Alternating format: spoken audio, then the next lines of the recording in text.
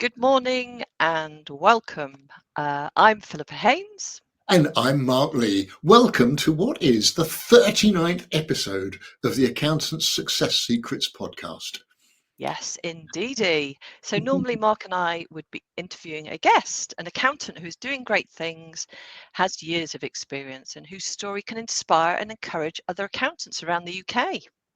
And over just 30 minutes in each case, our aim is to provide some fundamental insights for you, our loyal listener. Beyond that, we also try to fit in a reflections episode like this one every few weeks.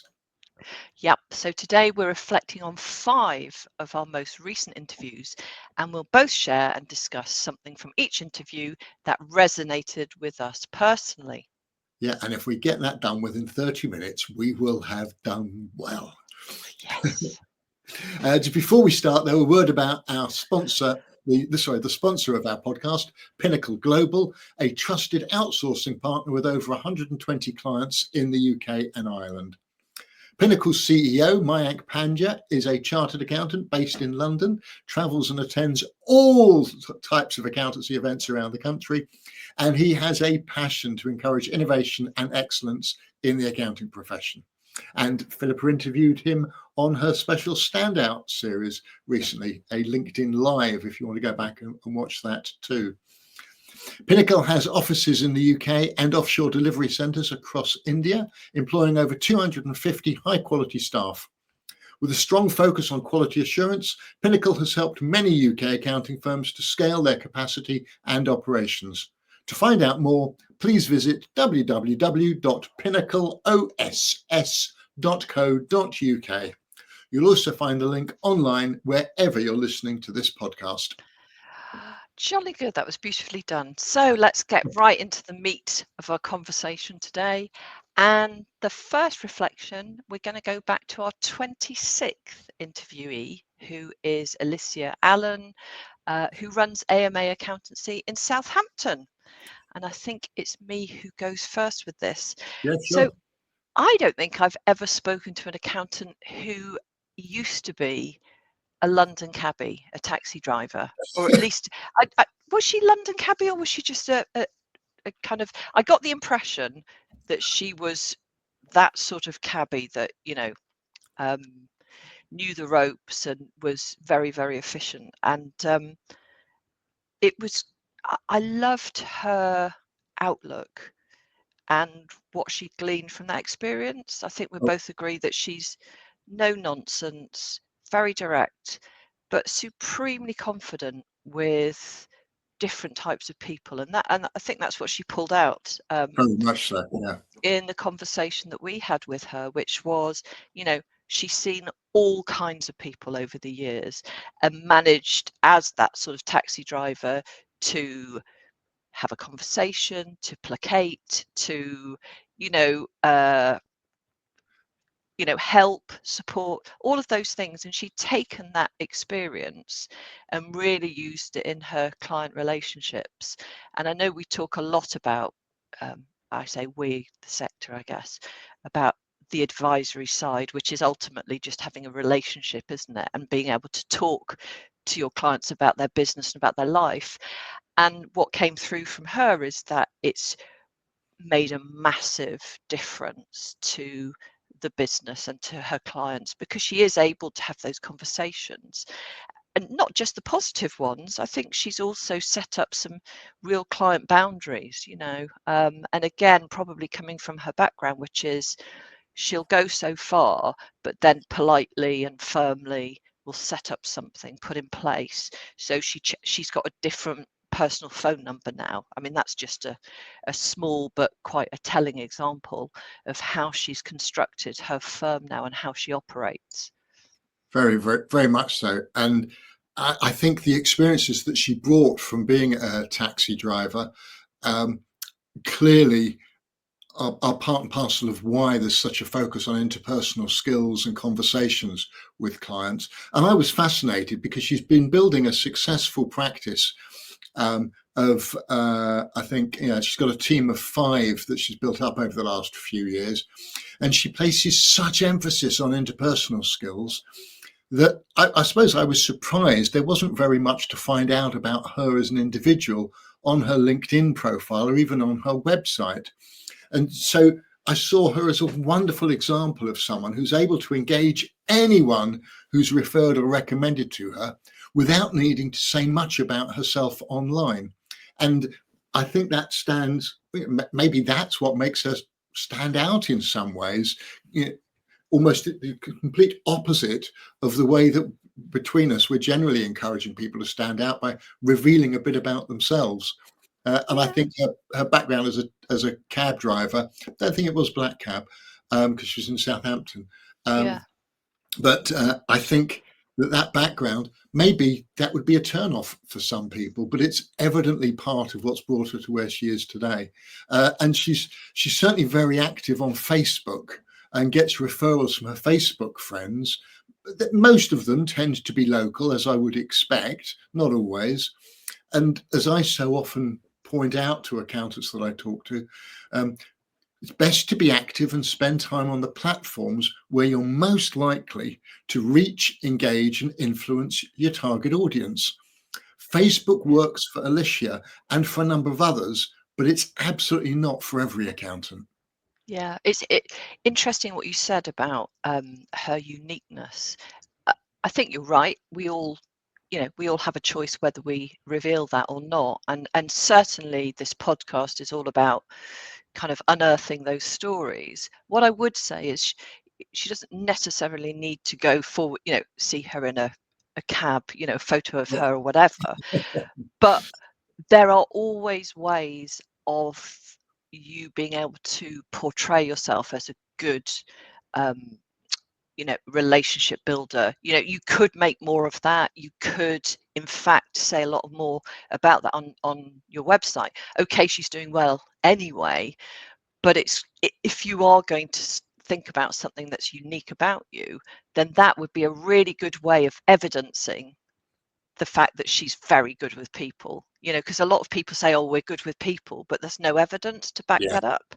But I think she really has got that, and I'd love to see that as part of her DNA in what she does, even if it's just very low key. I'm with you. I'm with you. Well, so we're on time to move on to episode 27, which featured Linda Allen, who runs We Do the Books in Manchester. And a bit like Alicia, I love the way that Linda is clearly very assertive and direct with her clients. And she struck me as someone who doesn't let clients walk over her or call the shots. And that's something I all too often find myself reminding my mentoring clients. It's your practice. You need to ensure and talk to clients in a way that ensures that they respect you and your advice. And I, I think going back to what we were just saying about Alicia as well, um, everybody's different. Don't try to copy anyone if that's not your style. And Linda reminded me of the old Oscar Wilde quote, be yourself, everyone else is taken. Yeah. To which I always feel like adding, it's fine to be inspired by what others do and how they do it, but not if that means pretending to be someone that you're not. And again, that's a point I often find myself making to my mentoring clients. Yeah, it's another lovely interview, and you're right, Yes, she was very yeah. direct, and we actually found out afterwards that she drives a motorbike. Well, she rides a motorbike as well, so I mean, Yeah. she's got loads of character, which I really appreciate, and she had a great sense of humor. um I think what I also like is that directness really translated into her marketing and how she did everything. And by that, I mean the name of the business, like We Do the Books, kind of direct, a bit cheeky, very sort of obvious. But I think it kind of conveys the sort of person that she is. And when you go on to the website, which I think is visually quite different, there's just a tone of voice there that really does reflect her. So she's managed to turn what is her personality, her kind of her her brand, but she's managed to translate that into the work that she does and the marketing as well. So for example, on the website it says, "Are you still awake?" Good. When she's explained what she does, so it's just those little things. It's a little bit like Peter Watkins, my accountant, who is Blue Penguin. If you go onto his website as well, and that you can hear him talking. And Yeah. again, with Linda, you could hear her talking. She's managed to get that across, which is real gold dust from a brand and a marketing perspective. So she's done really well there. Absolutely. Good, good. So who are we talking about next? I think it's Joan Adams, who runs Adams O'Rourke in Liverpool. Yeah. Really love this conversation. I love all of them, but Joan, we had a lot in common, and certainly because we both used to work for Unilever at one point. Yeah. So I was the agency side, so a supplier, and she actually worked within the four walls. And I used to find them very scary, actually. But what you do find is that industry approach and that industry knowledge. And she certainly does bring a huge amount of insight into what she does with her clients. And I think you're going to talk more about the sort of competitor analysis. So I'll leave that to you. But what is really great for me is that she pulls together what she's learned elsewhere directly into that business and starts to say, so, where do you sit within the market? What are you, how is the business working financially? What are the differences? And so she really goes through, I think the word audit is overused, but I think she really does go through a process of auditing where they are and auditing, quite broadly, doing the desk research, which I would suggest a lot of firms don't do because that isn't their background. But it brings a wealth of experience and knowledge to what she does. Doesn't it just? And yeah, I think this one of the standout points for me was how she explained that special something she does for clients, and it's factored into her standard fees and services. And as you say, it's the way that she benchmarks clients' financials against their key competitors using publicly available data. So she's helping clients to better understand their numbers and to see where they could be doing better. And maybe others are doing it, they just don't talk about it and we haven't heard about it before. I think I would have heard if anybody else I knew was doing that. She was the other thing I loved about Joan was she's very big on securing work through referrals, with a focus on those growing businesses that are getting very little support from their previous accountants. And initially, she said she felt uncomfortable with the idea of niching her practice, which is something that we both talk about in concept.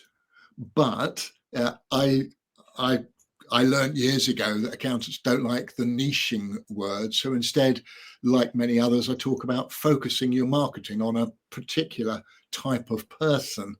And Joan pointed out that she became comfortable with the idea of niching when she realized that she could do that by reference to client type rather than by reference to an industry or a business sector. And that ties in, as I say, with thinking about who is it you want to influence and what are the best places to go to do that? What's the best messages to use in order to do that? And you will have more success. Your marketing will be more successful if people recognize you're talking to them. And as you say, it's with two of our earlier interviewees, yeah, if a website talks to you, you're more inclined to follow up with it. So I thought it was a great point to take forward. Yeah. She's probably, and there are others as well, but she's one of our guests who I totally understand, and I know where she's coming from, and I use similar skills with what I'm doing to support my clients. The sort of looking at the competition and that sort of thing, not from a financial perspective, but kind of, what are they doing, what's their unique secret sauce, whatever you want to call it, you know. And I pulled together all of that. So and that comes directly from my experience like Joan. So she, I think, has got something which is kind of special within the accounting world. I think that's right. There's a lot that we could learn from, or listeners could learn from Joan, if you want to go back and listen to that episode. Yeah. So I'm laughing in anticipation of for our next interviewee. Go on. Yeah. So the next one was Tom McManners of Treetops Chartered Accountants. And you've highlighted that probably one of the biggest firms that we featured on the podcast, even though a lot of kind of people he's kind of pulled into the team of sort of family and school friends. Do you want to talk about him first? Yeah, sure. Well, the family and schoolgate friends, I think he said. Yes. I think I laughed more during this interview than any of the others. And like you, I love every single one. We never know how they're going to turn out, but having done almost 40 now, I think. So I think he was our 20. That was episode 29. They all turn out well. They all have learnings for listeners and probably for us as well. There's some great stories on this episode 39. He explained one of the techniques that he used to amass over 340 five-star Google reviews. And if you want to know about that, you'll have to go back and listen to the interview. He also explained what prompted him to want to get those reviews. And that's a great story and learning experience in itself. And two of his analogies I especially liked. The first one was playing the game Monopoly is great training for starting an accounting practice. You'd have thought it. You go round and round, avoid paying extra tax, and collect your money each time you do a good job and pass go. I just thought that was delightful. Without going to jail. Yeah. Absolutely without going to jail. Yeah, and every now and again having to take a chance. Yeah. Love it. I saw one could extend the analogy. He also talked about recognizing that he wasn't selling accounts and tax returns. He said he's selling happiness. I understand what he means. And purely coincidentally, my blog post this week talks about understanding what it is you're selling as an accountant, and it's not your time. I wouldn't suggest, as Tom does, that it's simply happiness, but do check out that blog post at bookmarkly.co.uk/blog if you want to find out more about that. Yeah, he was a massive personality, and we must stop and say that he had been recommended by a previous guest Tom hadn't he, by Lorraine Ellison, who said he does some great work on Facebook, which he talked about during the time we had him on, where he spends quite a bit of time just answering questions for no real gain. He said, I just like talking, as we found out, but he likes interacting with people, he likes getting involved, and he really is just one of those happy-go-lucky, sees an opportunity. Does he think about it a lot? Sometimes I think he probably just goes for it and then works out whether it was a good opportunity or not, but doesn't take life too seriously. And that's how, in his way, I'm not recommending that everybody does this because it's a real personality sort of profile, but he's kind of, why not? Okay, so somebody in the family wanted to set up in Milton Keynes or somewhere, I think it was. It was just like, okay, let's see how it goes. And setting up a branch office. Yes, that's right. And you're right, he has some great stories. So this story about he was an engineer for about 3 weeks, and then did he fall in a hole, or he got wet, or the whole that's right, I think the whole kind of collapsed on him, and he went and had a coffee and thought that I have to do something where I don't get wet and muddy, and so he went into accounting. Great story of how you get into accounting, I thought. Oh, everybody. That's one of the other interesting things I found. Oh, damn, I used interesting as an adjective again. Oh, Must stop.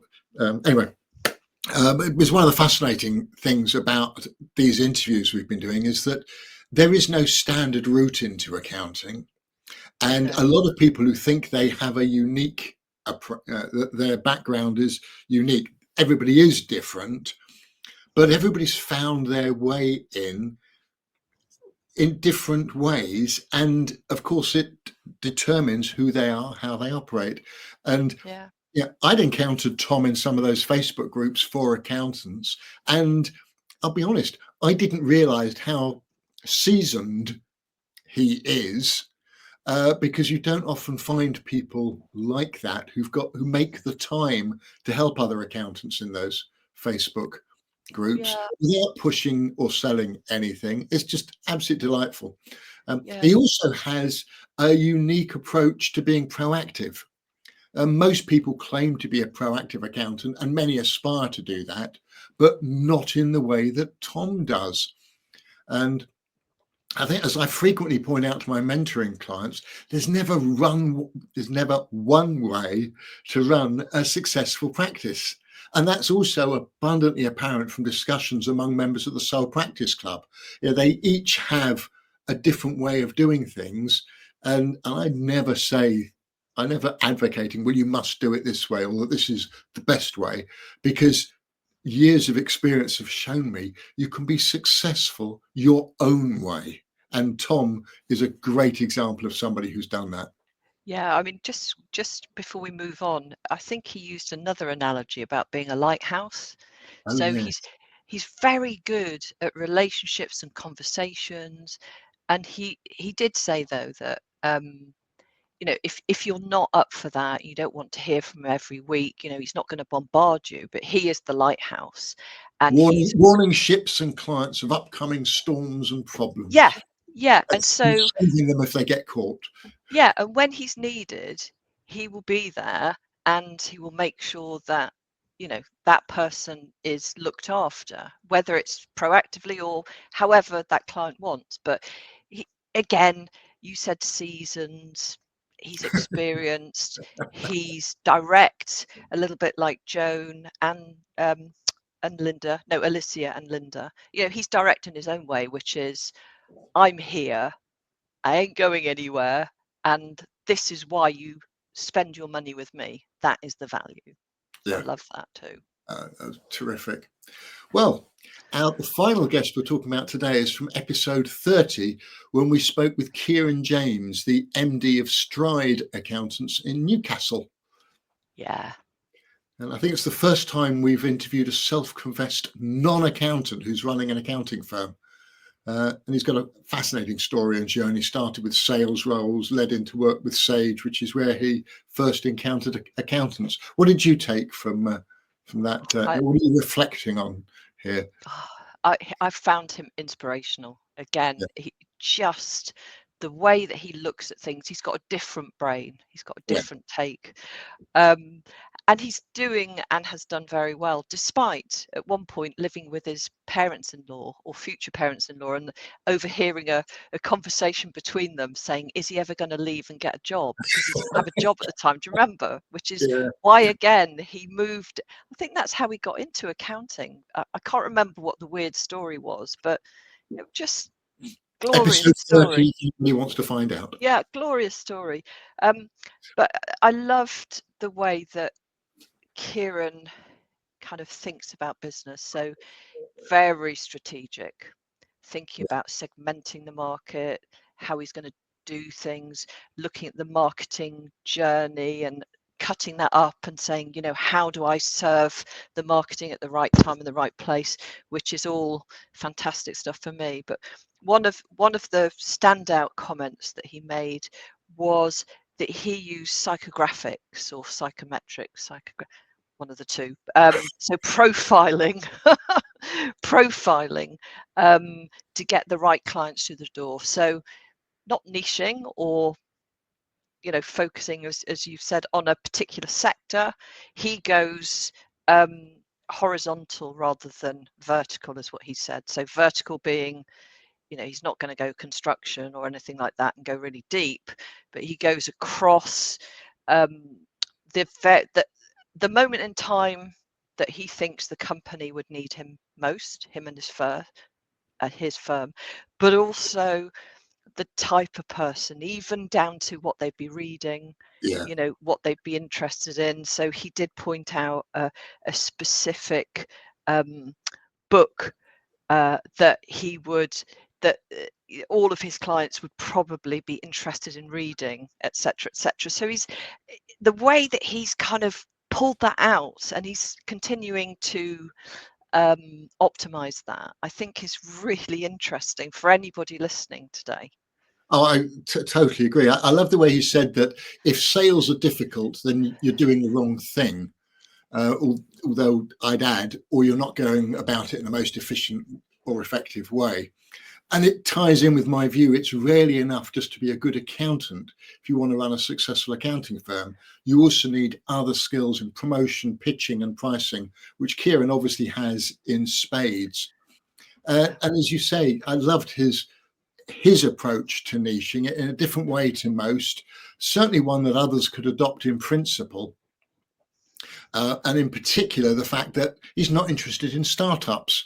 He wants to go for businesses typically when they're moving to their second or third That's accounting. right.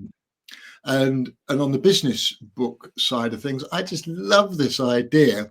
He has this idea to build communities of business leaders who've read and been inspired by the same business book. So if you've read this book, let's talk about it. And much as the way that we're reflecting on interviews that we've carried out. And if you're interested, then you're likely to be interested. We're likely to be able to work well with you. It's such a distinctive approach. I loved it. Yeah, he very distinctive. How much he gets involved in the accounting part of things now, I don't know. I don't think he's I don't doing think he any does. accounting work. He's No, running the business, which somebody needs to do.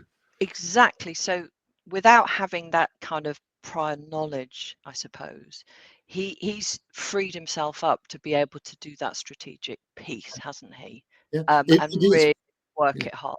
That's right. And I'm not going to name them, but there is an accountancy Mm. franchise that has historically made a big thing of franchising to business owners and business people who then are encouraged to employ the accountants and bookkeepers and tax people. And they're not actively encouraged to give accounting or tax advice themselves. They're there to run the business and build the franchised office or whatever. And whilst I know many accountants don't like that idea, I do understand the business model. And Kieran, who's not involved in a franchise, but his evidence as to why it works. Yeah, totally. Totally. Well, I've really enjoyed talking about these 5 today. Yeah. As always, the 30 minutes goes really quickly, doesn't it? And actually, I saw that the timings were pretty good that Thank you. you'd mapped out. Yeah, we didn't do badly, did we, on that one? So yeah, great to talk about them again. Yeah. We'll be back to our normal half-hour interview format next week, and then there'll be another reflections episode in a few weeks' time. Yeah, and do please contact either Mark or myself if you'd like to be interviewed on a future podcast in 2025, or if there's somebody you'd like to recommend. We get it. We are getting people coming to us now, which is absolutely fantastic. You know, they're seeing it as a real opportunity to talk about their story and to share their learning. So that's brilliant. It's absolutely wonderful. You'll find all the interviews and episodes we've mentioned. They're on LinkedIn, YouTube, Spotify, and on Apple Podcasts. And if you feel we deserve it, please give us a 5-star review on Apple Podcasts to help us reach an even wider audience. And please also let us have your feedback and share the love online too.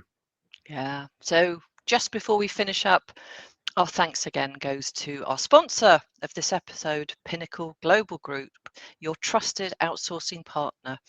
Do check out their website and let their CEO, Mayank, know you heard about Pinnacle Global on the Accountant Success Secrets podcast. Absolutely. And Philippa, let's quickly share our contact details in the traditional way. How can listeners find out more about you and Insight 101? Well, I think we've told a lot of stories today about people, and we've pulled out what we perceive to be unique. And a lot of the time, the accountants that we've been speaking to haven't necessarily put their finger on it themselves. What we've done is we have observed that. So that's what I do. If you would like to find out what makes you unique so that your marketing can be a lot more you and your firm, then get in touch with me on LinkedIn or via my website, which is www.insight101.co.uk. And Mark, tell us quickly about your Soul Practice Club. Yeah, well, the Soul Practice Club is for sole practitioner accountants who want to celebrate their distinctiveness with other sole practitioners, learning from each other and a few insights, a bit of advice from me as well. It's an online club. I run it alongside the mentoring support that I provide to accountants who would like the idea of having somebody to talk to and share their issues, challenges, problems, or even when they've got conflicting opportunities. That rarely starts it invariably starts with an initial conversation, but that conversation might be days, weeks, or often months, occasionally years before anything further happens. I'm happy to have those conversations regardless. You'll find me online. I'm Bookmark Lee everywhere. My business card is a bookmark. So it's LinkedIn and my website, bookmarklee.co.uk. Brilliant. Okay, that's it. We're done. Back to our normal format next week with another fabulous interviewee. It looks like it's Hayley Meager of Butlers Financial. So we will learn a lot more about Hayley next week. Absolutely. Thanks so much again, Philippa. And thank you for listening or watching if you've been on the LinkedIn Live. Until next time on the Accountant Success Secrets podcast or anywhere else we might meet online or in real life. Bye-bye for now. Bye.